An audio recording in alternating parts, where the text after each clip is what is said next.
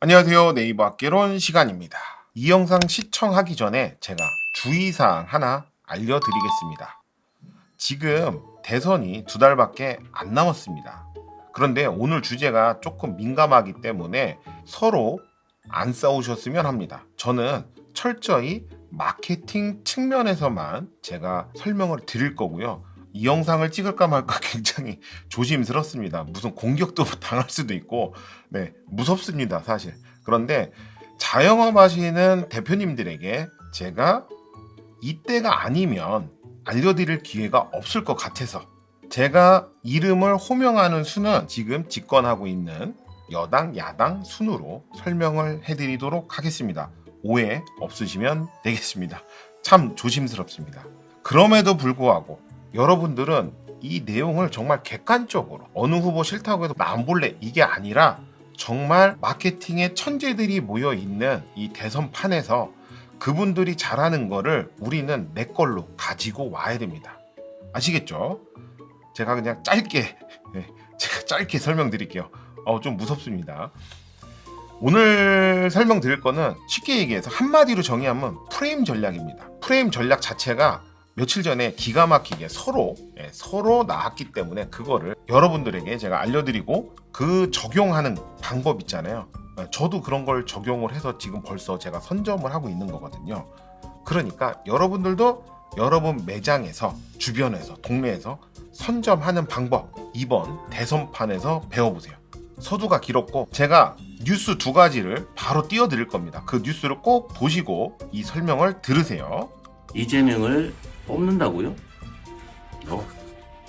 이재명은 힘든 겁니다.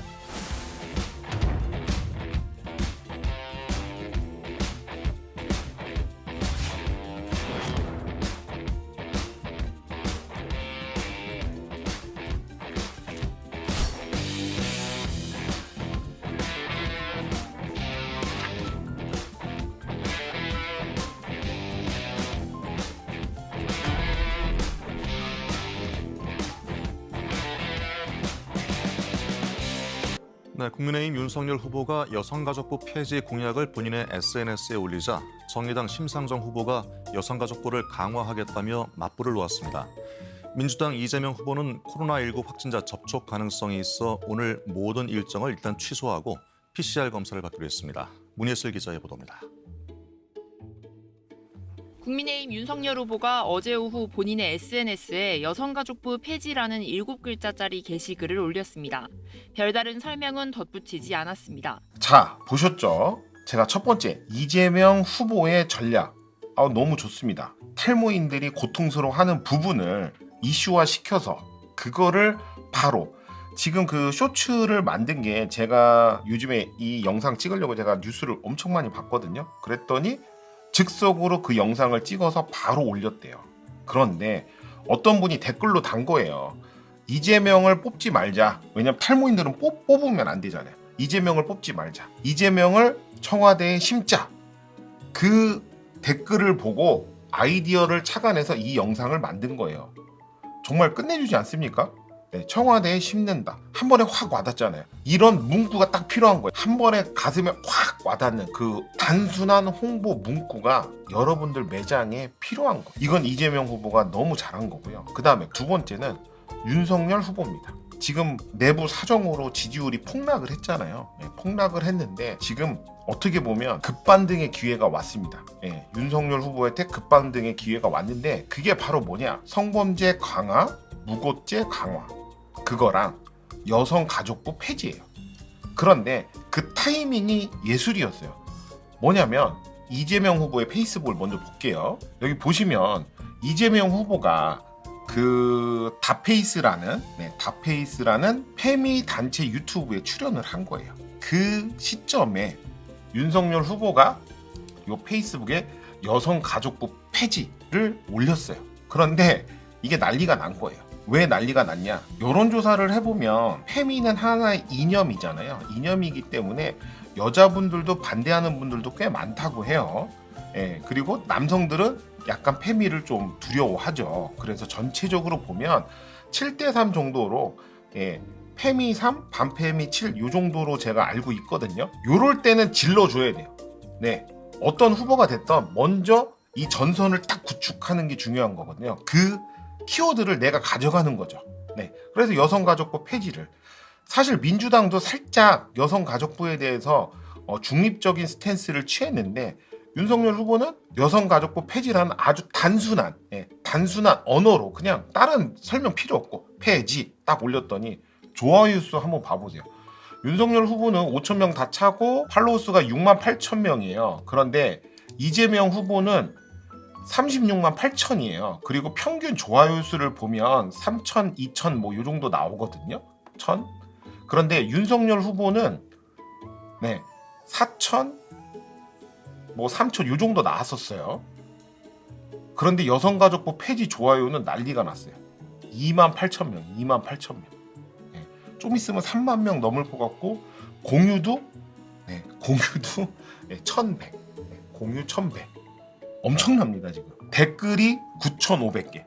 댓글이 9,500개. 평균 이재명 후보 최근 거 300개 뭐 이런 거 700개예요. 댓글이 9,500개예요. 비판이든 긍정이든 들어가서 좀 보면 대부분 긍정이에요. 반대쪽 의견 달리잖아요. 그러면 재반박 글이 엄청 많아요. 지금 20, 30대 남성 지지율이 뚝 떨어졌다가 아마 다음 주나 다다음 주면 요 영향으로 아마 지지율이 올라갈 것 같아요. 그래서 이렇게 전선을 구축하는 게 굉장히 중요하다. 지금 윤석열 후보 12월 달부터 계속 본인도 좀 홍보에 엇박자가 났었잖아요. 최근에 뉴스에 뭐 3% TV 나왔는데 3%대만 해도 이재명이 압도적이었죠. 지금도 뭐 물론 지지율은 압도적이죠. 10% 이상 차이 나니까. 이게 결정적이었다고 봐요. 이재명 후보 3% TV 조회수가 642만이에요. 그거에 비해 윤석열 후보의 조회수는 334만. 거의 딱 절반이죠. 딱 절반이기 때문에 여기서 판가름이 난 거예요. 그러니까 지지율 폭락하고 그 내려가고 있는데 이걸로 이제 경제가 가장 민감하잖아요. 거기서 이제 뚝 떨어지는 거죠. 제가 이제 제일 즐겨 보는 프로가 3%니까 제가 예전에도 설명을 드렸죠. 많은 경제 지식을 얻을 수 있어요. 그래서 저는 이거 다 봤어요. 끝까지 두 분 거 다. 이 두 분 영상에 대한 뭐 감상평은 저 속으로만 제가 알고 있을게요. 그런데 어쨌든 여기서 지지율이 이제 박살이 난 거죠. 그런데 급반등의 기회를 찾은 게 어떻게 보면 무리수가 될 수도 있지만 여성가족부 폐지라는 단어를 딱 들고 나왔죠. 그래서 제가 여러분들한테 하고 싶은 말, 이제는 이제 정치 얘기 그만하고 앞으로도 제가 웬만하면 안 할 거예요. 왜냐면 우리가 배울 거 있을 때만 제가 말씀드릴게요. 자, 이 프레임이 얼마나 무섭냐면 아까 이재명 후보의 심는다, 탈모 심는다 있잖아요.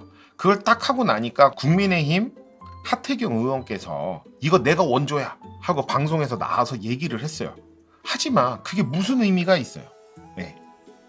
아무리 원조여도요, 이거를 수면 위로 갖고 온 사람이 원조가 되는 거예요.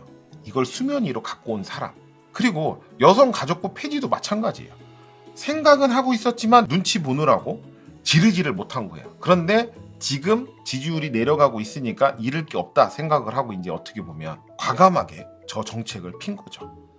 여러분들에게 제가 말씀드리고 싶은 거는 본인 동네 있잖아요. 동네에서 내가 다른 매장보다 뭔가 잘하고 있어. 그런데 어디서나 원조 같거나 뭔가 하고는 있는데 만약에 마케팅으로 안 써도 그건 상관없어요. 이 영상을 보시는 분들만 먼저 가져가세요. 내가 잘하는 거는 원조 타이틀을 가져오는 게 최고입니다. 단 여기서는 사실에 근거해야 돼요. 사실이 아니면 안 돼요. 거짓말을 하면 안 되고요. 사실에 근거해서 약간 잘 보이게 약간의 과대 포장을 하는 거죠. 살짝. 우리가 이쁘게 포장을 하잖아요. 그런데 너무 과대 포장하면 실망하잖아요. 그래서 적절한 수위의 과대 포장을 하셔가지고 여러분들이 하시면 돼요. 그래서 대중들이 인식된 시점이 굉장히 중요하고 이런 것들을 올릴 때 우리가 증거로 남겨놔야 돼. 그런 증거를 남기기 위해서 블로그에다 작성을 하는 거예요. 예전에 원조로 먼저 많이 한 것들이 있거든요. 그런데 제가 좀 유명해지다 보니까 다 따라해요. 저보다 경력이 엄청 오래된 식당들조차도 그걸 안 해서 새로 신생으로 올라온 분들이 그걸 다 땡겨서 쓰는 분들이 많아요. 상표야 저작권이 있지만 내가 어떠한 행동을 하는 거에 대해서는 저작권 같은 게 없잖아요. 맞죠? 그러니까 내가 뭔가 잘하고 있으면 먼저 원조를 가져버려라. 그리고 프레임을 딱 짜버려요. 그리고 내가 잘하는 게 있으면 잘하는 거, 나는 잘하는 매장, 쟤는 못하는 매장, 이런 식으로. 예를 들어서 김치찌개에 요즘에 뭐 중국산을 많이 넣지만 만약에 국내산을 사용한다. 예를 들어서 그 동네가 그냥 어떤 특정 도시 말고 그냥 배트맨에 나오는 그냥 고담시라고 할게요. 고담시에서 유일하게 국내산 김치를 사용하는 김치찌개입니다. 네, 이렇게 딱 프레임을 딱 씌워버리는 거죠. 그럼 다른 집은 다 중국산을 쓰는 거죠. 네, 그런 식으로. 미용실이다. 만약에 앰플을 내가 좋은 걸 써, 어떠한 재료를 좋은 걸 써, 고담시에서 유일하게 땡땡땡 브랜드를 사용하는 미용실입니다. 뭐 최초로 사용한 미용실입니다. 이런 식으로 그 프레임을 여러분 걸로 갖고 오세요. 지금 최근 구독자들 말고 제가 예전부터 제 영상을 꾸준히 봤던 분들은 아실 거예요. 제가 했던 것들도 많이 뺏겨서 이거는 저보다 먼저 한 사람이 없어요. 지금 식당에 가면 대부분 하고 있는 것들이 있어요. 그게 뭐냐?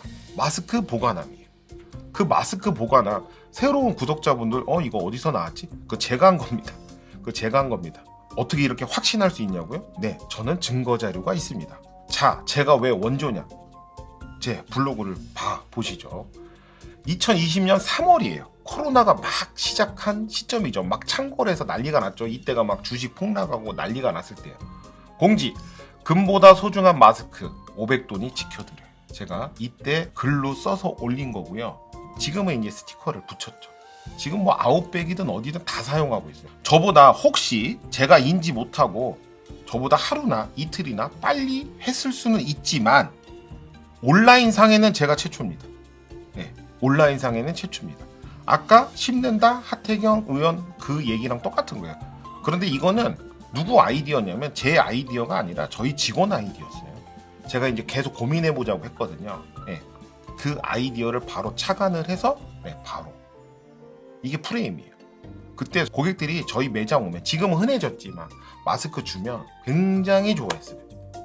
아시죠? 그때 마스크 사려고 우리 약국에서 줄 섰던 거. 그래서 제 매장은 코로나 위기를 남들보다는 조금 더 수월하게, 지금도 코로나 위기이긴 하지만 큰 매출 하락 없이 잘 버티고 있는 겁니다. 이런 것들이 프레임 전략입니다. 지금 이 시점에 뉴스 많이 보시면서 선거 아이디어 있잖아요. 여러분들이 좋은 거는 갖다 쓰세요. 아시겠죠? 네. 오늘 영상은 여기까지입니다. 시청해주셔서 감사합니다.